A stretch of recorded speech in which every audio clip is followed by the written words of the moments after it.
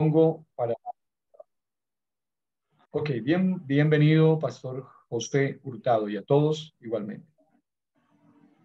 Amén. Eso es de una. Yo pensé que me iban a dar un espacio más. Bueno, entonces pues Dios les bendiga a todos.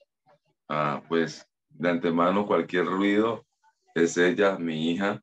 Entonces se queda sentadita allí, quietecita. Entonces, que quiso acompañarme. Bueno, mis amados, pues para mí es un privilegio poder compartir con cada uno de ustedes. Y pues estoy aquí, uno, para aprender, dos, ser de bendición. Y pues sí me gustaría que tuvieran abierta la Biblia en el libro de Génesis. Quiero hablarles de algunas cositas de Génesis muy importantes en el nombre de Jesús de Nazaret. Entonces, quiero en esta hora que estemos allí abiertos a los primeros capítulos de Génesis en el nombre de Jesús. Así que, mis amados, yo les pido, por favor, que me presten toda su atención en el nombre de Jesús de Nazaret. Y es una forma de poder analizar el libro de Génesis. Miren, el libro de Génesis es el principio de todo. Usted en Génesis va a encontrar el origen de la creación, el origen del hombre, el origen del pecado, el origen de la salvación, el origen de la fe, el origen de un pueblo. Así que Génesis es uno de los libros más importantes. De verdad, toda la Biblia es importante, pero la Biblia cobra sentido con el relato de Génesis. Si uno leyera la Biblia sin tener en cuenta el retrato o lo que habla el Génesis, tendríamos como un sinsabor o algo inconcluso en nuestra fe. El Génesis establece una base bastante fundamental en nuestra fe. Entonces, mis amados hermanos, lo primero que quiero decirles es que Génesis tiene dos enfoques. El uno es egipcio y el otro es babilónico.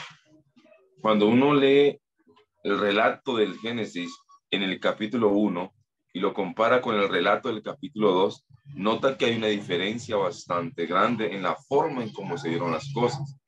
Así que, mis amados hermanos, y esto no es contradictorio, solamente de que tenemos que entender que el capítulo 1 de Génesis es un enfoque egipcio acerca de cómo fue la creación. Y el capítulo 2 vemos un enfoque babilónico. Uno diría, ¿por qué? Cuando uno analiza texto, mis amados hermanos, como cuando Dios comienza en su creación, donde Él menciona que en el versículo 25 del capítulo 1, e hizo Dios animales de la tierra según su género y ganado según su género, todo animal que se arrastra sobre la tierra según su especie, y vio Dios que era bueno. Entonces, el versículo 24 menciona a la serpiente. Así que cuando alguien lee de Israel, cuando ellos leían el Pentateuco, el libro de Génesis, al ver ellos participado de la esclavitud en Egipto, y ahí les presentaron que el ganado era un dios, la serpiente era adorada. Por ende, el momento en que Moisés menciona esta área en la creación, lo que Dios está diciendo es: lo que ustedes adoran, yo lo creé. Lo que los egipcios adoran, yo lo establecí. Si analizamos, uno de los patrones de la idolatría más fuerte en Israel es el becerro. Cuando Aarón se vio presionado, ¿qué hizo? Un becerro. Cuando Jeroboam quería dividir a Israel, ¿qué les hizo? Dos becerros. Entonces, es importante que analicemos que desde aquí Dios está atacando un punto de la idolatría en su pueblo. ¿Por qué Dios no menciona otro animal como el rey de la selva, el león?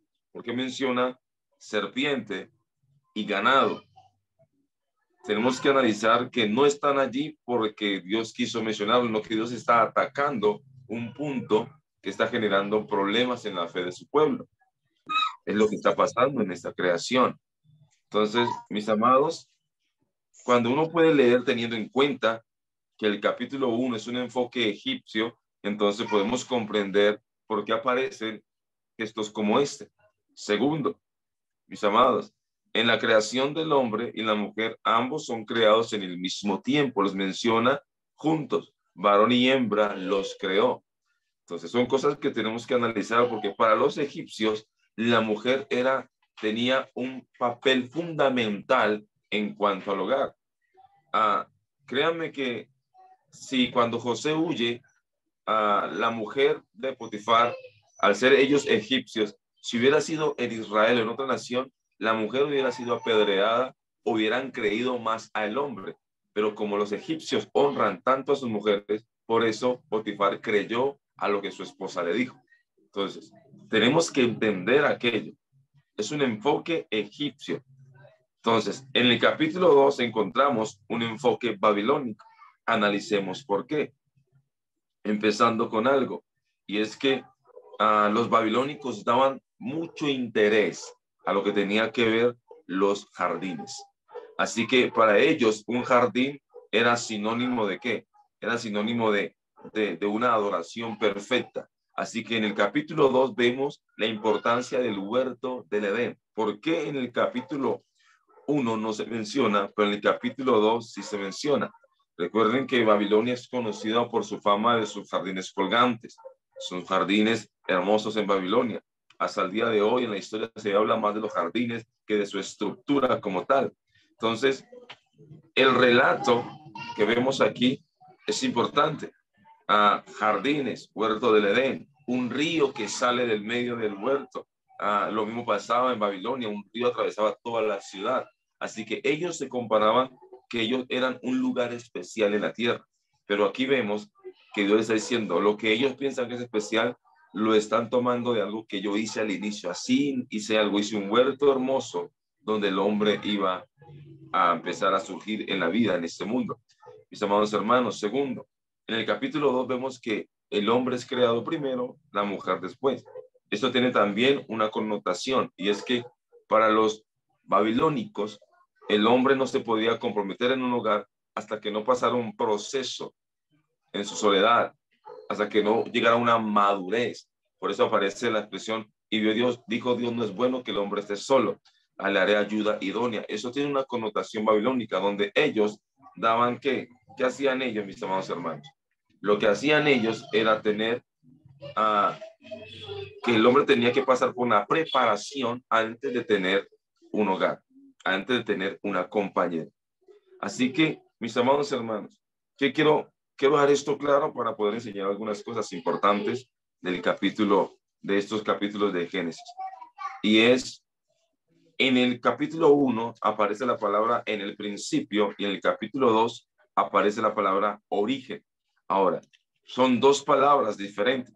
En Génesis, capítulo 1, en el capítulo 1, el versículo 1, es la palabra Reshit, o como se leería, Bereshit baraj Elohim, Hashamayim be'et, que quiere decir, en el principio creó Dios los cielos y la tierra. Pero esta palabra Reshit, como suena, con R, Reshit, significa existencia de la nada o el inicio de tiempo y espacio. Pero acá en lo que tiene que ver el origen del capítulo 2 es la palabra Toledo, que significa historia de cómo surgió todo. Así que en uno nos cuenta que hay una historia, en el otro dice que Dios llamó de la nada a la existencia. Así que es importante que ustedes entiendan. En uno es Bereshit, Oreshit, y en el otro es Toledo, origen o historia de la creación. Por eso, si ustedes analizan aquí, en el capítulo 1, cuando dice Bereshit baraj Elohim, Hashamayim be'et haaret, es importante que la palabra Bereshit tiene que ver como el inicio de tiempo y espacio. Ahora dice, y la tierra estaba desordenada y vacía. Entonces, y las tinieblas estaban sobre la faz del abismo y el Espíritu de Dios se movía sobre la faz de las aguas. Entonces, mis amados hermanos, primero que tenemos que notar como lectores o aspirantes a lo que es la predicación, sé que hay pastores aquí, es que en este capítulo, mis amados hermanos, se manejan varias teorías. Y es que en el versículo 1 vemos el estado perfecto de la creación, cielo y tierra. Es importante que usted analice aquello. Es el estado perfecto. En el versículo 2 nos presenta un estado imperfecto, estaba desordenada y vacía. Tenemos que hacernos varias preguntas aquí. La primera, ¿será que Dios, un Dios de orden, no tenía el poder para crearlo todo organizado desde el principio? ¿O él creó el mundo sin forma? Como algunos dicen, no, que es sin forma y no acaba en su totalidad. No, dice, creó cielos y tierra. Está hablando de que quedó culminado. Pero en el versículo 2 vemos que algo está sucediendo. Entonces, aquí se manejan varias teorías. Está la teoría de la brecha. ¿Qué quiere decir esto? La teoría de la brecha quiere decir de que describe una creación original que fue seguida por la caída de Satanás, el estado imperfecto. Ahora, hay mucho que aprender en esto. Y es que en la teoría de lo que tiene que ver de la brecha, nos está mostrando que entre el versículo 1 y el versículo 2 pasó un gran lapso de tiempo, donde muchos ubican, 1, los dinosaurios, 2, la destrucción de los dinosaurios, que lo aluden a la caída de Satanás, cuando Cristo dice, yo vi caer a Satanás como un rayo sobre la tierra. Ahora, esto generó caos y desorden. ¿Hago entender? Afectó el estado perfecto o el inicio perfecto de la creación, cielos y tierra. Por eso hay algo que tenemos que analizar. Es algo. Y es que lo que está desordenado no son los cielos, son la tierra. Por eso dice, y la tierra estaba desordenada. No menciona los cielos, porque los cielos estaban en orden. Ahora, si Dios hubiera creado todo sin forma y sin orden, también los cielos estarían desordenados. Pero especifica bien, hay una parte de la creación que está desordenada y vacía, la tierra. Entonces, por eso la teoría de la brecha dice que en este caso se da el juicio de lo que tiene que ver lo de Satanás, la caída del ángel, la rebelión del ángel.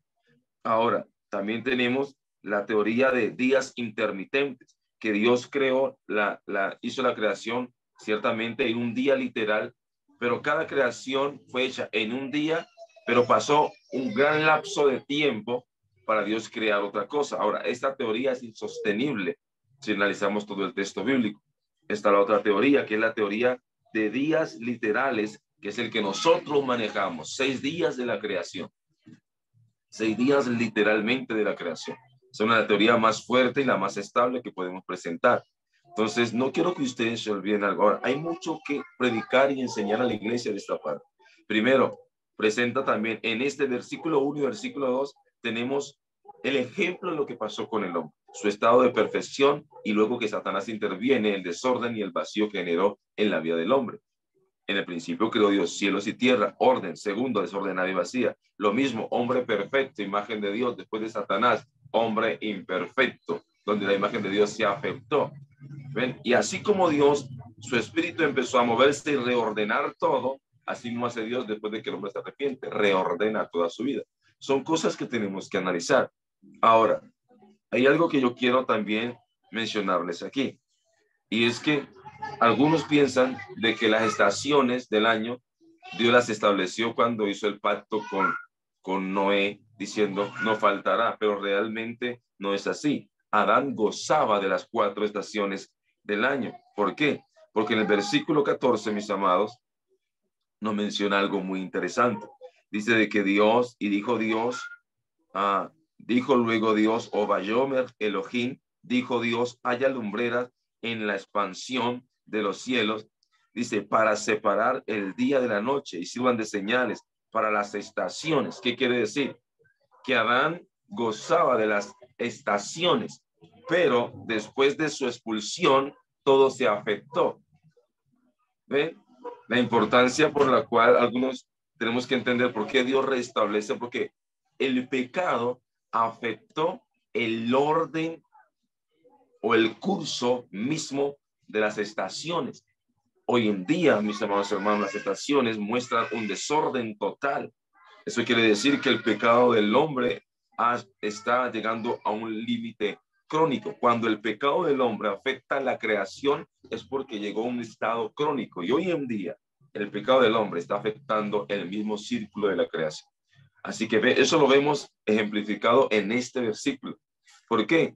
Porque cuando hay una profecía que ellos dicen, cuando nació Noé, dice, este nos librará. cuando Noé construye el arca, sale del arca después del diluvio, lo primero que Dios restablece es las estaciones. La tierra vuelve a un curso natural. Entonces, ¿qué pasa? El pecado siempre va a afectar lo que tiene que ver la creación como tal. Por eso la creación, Romanos dice que gime con gemidos indecibles, o sea, está gimiendo para ser liberada. Entonces tenemos que entender varias cosas. Entonces, mis amados, en el capítulo 1 siempre vamos a encontrar un enfoque egipcio, atacando lo que es la cultura egipcia, mostrando la creación. Entonces es importante que ustedes entiendan esta parte. Ahora, en el capítulo 2 de Génesis, donde aparece la palabra Toledo o Toledo, que significa, bueno, origen o la historia de la creación, mis amados hermanos, quiero que ustedes entiendan algo, y es que esta expresión, mis amados, necesito que usted comprenda, porque aquí les voy a hablar algunos puntos importantes. Uno, cuando dice, estos son los orígenes de los cielos y de la tierra, cuando fueron creados el día que Jehová Dios hizo la tierra y los cielos y toda planta del campo antes que fuese, y la tierra, ahora bien, y toda hierba del campo antes que naciese, porque, mira lo que dice aquí, Jehová Dios aún no había hecho llover. En el capítulo 1 vemos que Dios habló, produzca, su palabra creó, pero en el capítulo dice que la creación es después de que Dios hace llover. Ahora, ¿por qué? Recuerden lo que le dije al inicio. El capítulo 2 es un enfoque babilónico. Ahora, el enfoque babilónico, ahora, la historia de la inundación del mundo lo tienen los babilónicos. Ellos hablan de que hubo un gran diluvio que destruyó la tierra. Eso está en la historia babilónica. Ahora, vemos aquí algo, y es que aquí también vemos las dos formas en las que Dios va a juzgar el mundo al final. Ya una la utilizó, agua, capítulo 2, el diluvio. Falta otra, por eso Jesucristo dijo, yo no los juzgaré, pero mi palabra, la que yo les he hablado, ella lo juzgarán. Ahora, en el capítulo 1 vemos que la palabra crea. También Jesucristo dice que la palabra misma es la que nos va a juzgar. Ahora, en el capítulo 2 vemos que la lluvia fue la que generó la creación, pero también vemos que la lluvia fue la que generó el juicio de Dios el día del diluvio. Así que la misma agua puede generar vida o puede generar muerte, un juicio como tal. Entonces es importante que ustedes entiendan esta parte, y es que aquí vemos muchas cosas que extraer. Ahora, ¿por qué les digo esto? Analicemos algo. ¿De dónde fueron creadas las aves? ¿Del agua o de la tierra? ¿Ven? Porque si analizamos, todas las aves fueron creadas del agua. Por eso dice el texto, produzca las aguas, seres vivientes, seres salados, aves. Ahora, de aquí se puede extraer un gran sermón. Recuerden que nadie puede conquistar los cielos si no nace del agua y del espíritu. Aquí vemos que todo lo que vuela fue extraído del agua. Todo lo que se mueve en los cielos fue extraído del agua. Eso da a entender a una enseñanza muy profunda. Tenemos que nacer de agua para poder conquistar los cielos. Así que en el Génesis encontramos tantas cosas que aprender y enseñarle al pueblo, tantas cosas que podemos extraer de allí. Algo que quiero que analicemos en la creación del hombre es la forma en cómo Dios lo hace. Entonces, mis amados hermanos, segundo, dice, entonces Jehová Dios formó al hombre, mire, del polvo de la tierra y sopló en su nariz aliento de vida, y fue el hombre un ser viviente. Dos cosas que yo quiero que ustedes analicen en la creación del hombre y en la creación de la mujer. En la palabra, cuando crea el hombre, utiliza la palabra formar, pero cuando crea la mujer dice e hizo, formar y hacer. Eso define el carácter de cada uno. ¿Por qué? Porque la palabra formar viene de una palabra hebrea que significa proceso. ¿Ve? Proceso. Así que, pero la palabra hacer viene de un verbo que se traduce acción. Ahora, si analizamos bien, por eso, si analizamos la cultura, la forma en cómo nosotros nos levantamos, las mujeres maduran primero que los hombres. Ellas casi tienden a ser más centradas a temprana edad, los hombres después, porque los hombres maduramos a través de procesos. Somos más de proceso, las mujeres son más de acción, de que ellas, una acción las puede llevar a una madurez mucho más rápido. A nosotros es un proceso. Por eso al hombre lo forma proceso y a la mujer la hace una acción como tal de algo que ya está formado, algo que ya está maduro, pero hay una acción. Así que tenemos que comprender aquello.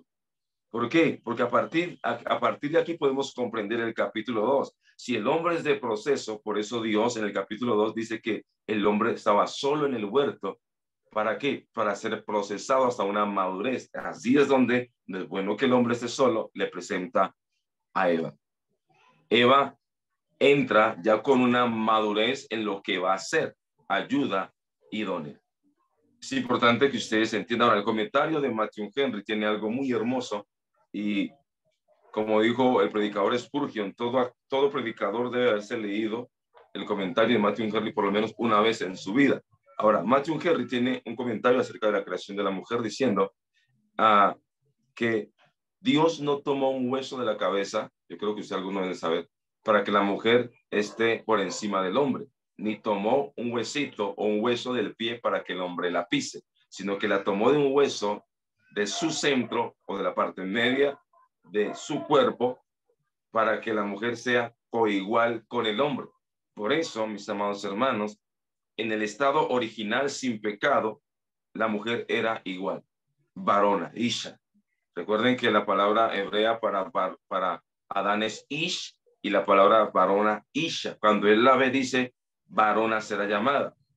Así que la palabra isha está en el mismo nivel de lo que tiene que ver fonéticamente en la palabra hebrea, así que la mujer era igual. Entonces tenemos que analizar algunas de las cosas. Hay algo que también quiero que resaltemos en este capítulo de Génesis y es la forma que dice que Dios sopló. Miren, no es soplar, no es como cuando uno sopla algo. No, esa palabra es que Dios exhaló, es Dios acercarse. Si usted analiza como cuando usted quiere empañetar un vidrio, usted no sopla, usted exhala, sale vapor, sale algo caliente. Cuando usted exhala, siempre va a salir un vapor, no va a salir. Cuando usted sopla, sale frío. Si usted sopla, las cosas para enfriarlas, pero cuando usted exhala, sale calor. ¿Qué quiere decir esto? Por eso todo ser humano, para saber que está vivo, tiene que haber cierto grado de calor. Cuando una persona muere, su cuerpo totalmente queda frío, dando a entender que aquel soplo o lo que Dios exhaló ya salió de ese cuerpo. Entonces es importante, Dios siempre va a generar calor, Dios siempre va a generar una temperatura de vida. Ahora, mis amados hermanos, hay un tema que yo le dije al pastor Jairo que quería explicar y quería poner esta base de lo que es el Génesis, la forma en cómo Dios exhala, después crea a la mujer de la costilla. Pero hay algo, hermanos, en el capítulo 3, lo que es la desobediencia del hombre. Esto lo he estado enseñando en la iglesia y hay varias preguntas aquí. ¿Qué pasó con la creación? Perfecto. Porque el primer pero de la Biblia aparece, pero. Mire, si usted lee antes, no va a encontrar ningún pero en el capítulo 3 aparece el primer pero. Pues recuerden de que siempre que alguien está elogiando algo, uno está esperando como que un pero, ¿no? El pero, viene la parte negativa, pero es el primer pero de la Biblia. Entonces tenemos que analizar si aparece esta presión, pero tenemos que prestar atención. Y menciona la serpiente. Recuerden que la serpiente menciona en el capítulo 1 desde un enfoque egipcio. La serpiente era más astuta que todos los animales del campo que Jehová Dios había hecho, la cual dijo a la mujer: con que Dios os ha dicho, no comáis de todo árbol del huerto. Tenemos que analizar lo siguiente. ¿Qué hace Eva en el huerto? O sea, frente al árbol de la ciencia del bien y del mal. Recuerden que Eva no va hacia el árbol de la ciencia del bien y el mal. Ambos están en la misma posición, el árbol de la vida y el árbol de la ciencia del bien y del mal. Según el capítulo 2 de Génesis, ambos están en medio del huerto. Era imposible que cuando ellos fueran al árbol de la vida no vieran el árbol de la ciencia del bien y del mal. Usted dirá, ¿por qué? Vamos en el capítulo 2, dice lo siguiente, el versículo 9, y Jehová Dios hizo nacer de la tierra todo árbol delicioso a la vista, bueno para comer, también el árbol de la vida en medio del huerto y el árbol de la ciencia del bien y del mal. Ambos estaban en la misma posición. Así que cuando Eva va, era imposible que no se encontrara con este árbol. Ahora, le voy a ser sincero. ¿Qué hace Eva allí? Eva no tenía que estar allí. Porque si analizamos el contexto de lo que es, el hombre es el que tiene que proveer lo que la mujer necesita. ¿Ven? Así que quien tenía que estar llevando del fruto era Adán, no Eva. Eva no tenía que ir a buscar el fruto. Adán tenía que ser el responsable de llevarle este fruto. ¿Por qué? Porque recuerden que la eternidad de Adán era sustentada por el árbol. La eternidad de Adán, su vida eterna, era sustentada del árbol de la vida. Entonces, si la eternidad de Adán y Eva dependían del árbol de la vida, entonces ella tiene que ir. Parece que ella está desesperada o ya es hora de comer el fruto, pero Adán no ha ido por el fruto. Yo voy a ir por el fruto. Entonces, aquí vemos un cambio de roles. La mujer está tomando un papel que no le corresponde, pero ella no lo está haciendo porque quiere, está haciendo porque el hombre está ausente de su papel. Entonces, cuando el hombre se ausenta de su rol, la mujer casi siempre va a ocupar ese puesto, porque ella no se va a dejar morir. Eso es algo que tenemos que analizar. Entonces, aquí vemos que Eva está tomando del fruto, queriendo ir a buscar el fruto del árbol de la vida, pero se encuentra con una sorpresa. La serpiente le quería hablar. Se encuentra con toda una estrategia de cómo hacerla pecar. Es algo que yo quiero que usted analice. Y es que entonces, cuando ella comienza a Pastor hablar, José, le habla la ¿sí? hermana Mariana Duque. Dios le bendiga, pastor, para informarle que nos quedan solo 5 minutos. Bueno, Ok, gracias. Entonces, adelante. aprovechemos los 5 minutos rápidamente. Mis amados, los 5 minutos me bloquean. Bueno, entonces, la mujer comienza a establecer esta conversación, mis amados hermanos, y se encuentra con algo. La respuesta de Eva: de todo árbol de huerto podemos comer. Mire bien, pero el árbol de la ciencia del bien no comerás, pero ella le añade algo: ni le tocaréis.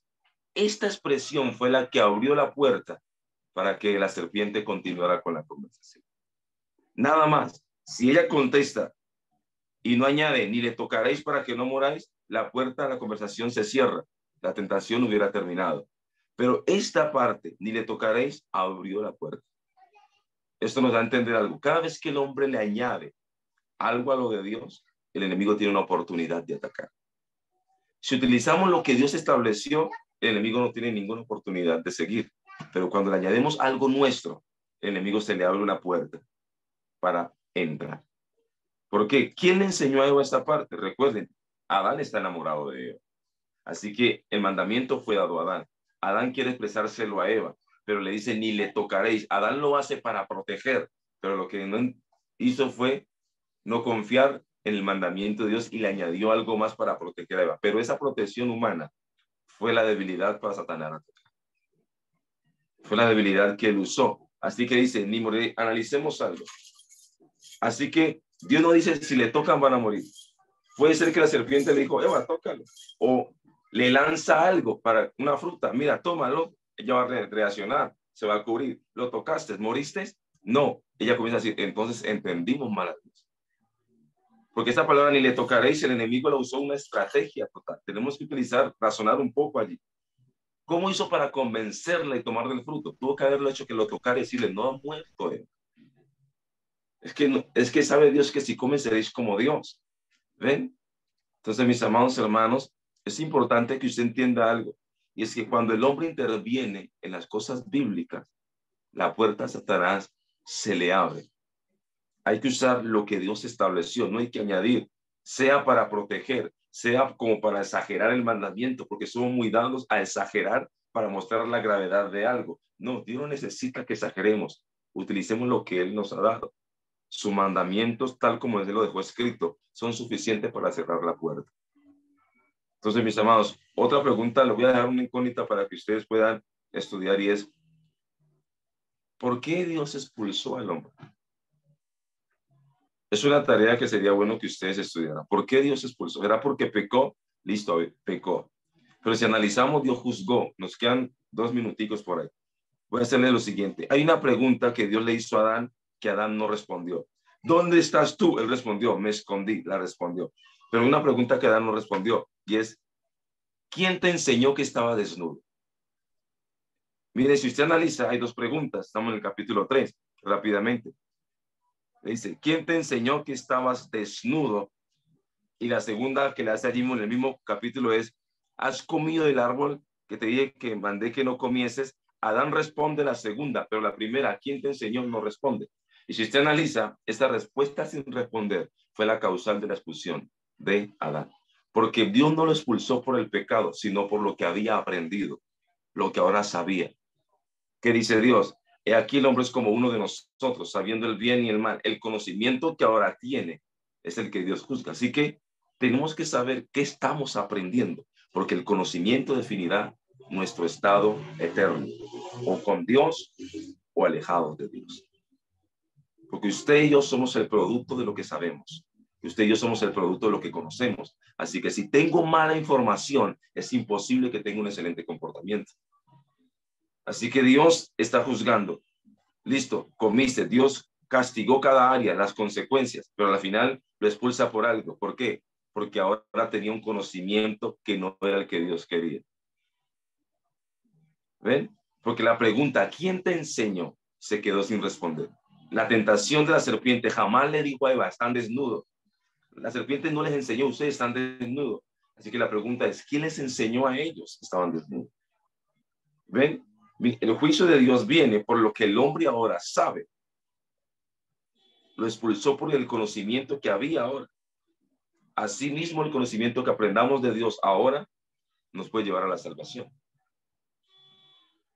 Tenemos que saber qué estamos aprendiendo, qué estamos metiendo en nuestra mente, porque así mismo será nuestro estado. Hay mucho que hablar de este capítulo, pero el tiempo ya llegó a su fin. Pastor Jairo,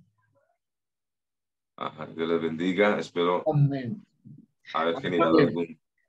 Bueno, mi varón, qué bendición. En primer lugar, esta poderosa palabra, tremenda revelación, y eso es lo que deseábamos el día de hoy recibir. Gracias, mi varón, primeramente por en tan poco tiempo compartirnos tan abundante riqueza, pero al mismo tiempo muy agradecidos con Dios por la bendición recibida. Sé que así también están todos, y este es un desafío realmente para que nosotros como estudiantes de la Biblia nos demos cuenta que existen varios aspectos de estudio, y uno de ellos está ligado netamente a lo que se llama revelación. Revelación no es un invento, revelación no es como tratar de forzar los textos, no, simplemente es extraer de la escritura la esencia, más allá de lo literal, de los métodos de interpretación rabínicos que utilizan primordialmente los judíos. Hay 4. Uno de ellos es el peshado literal, pero hay uno de ellos que está relacionado con el método Sot, que se llama la revelación. Lo que está allí no contradice a lo demás, pero que primordialmente proviene directamente de Dios. Y quiero darle gracias, pastor, por esta maravillosa palabra que nos ha impartido. Y bueno, estamos muy contentos. Yo sé que hemos sido bendecidos, agradecemos a su gran labor y bueno, nos disponemos entonces para continuar con la clase. Agradezco una vez más, y los hermanos también están escribiendo allí, están muy agradecidos, muy contentos con esta grande bendición. Y bueno, él será, con la ayuda del Señor, también uno de nuestros profesores en el siguiente trimestre. Y bueno, seremos grandemente bendecidos.